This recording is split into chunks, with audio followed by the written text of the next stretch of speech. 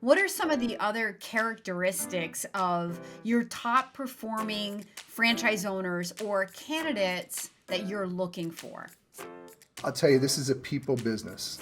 So you're building relationships, critical relationships on two fronts. And we support you very strongly on both those. One is with the customer, because you're building 10-year relationships with your customers.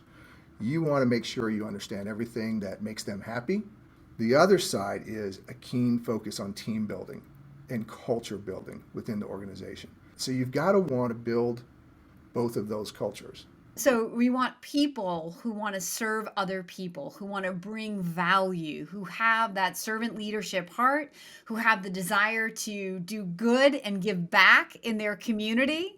Anybody out there, if this is resonating with you? Right? We have a national call center that all of the new leads flow to. That call center closes the leads either as in-home estimates or sales and puts them right on the franchisee's calendar. So there's nothing to do, it's turnkey. The calendars are integrated right with their field management software system.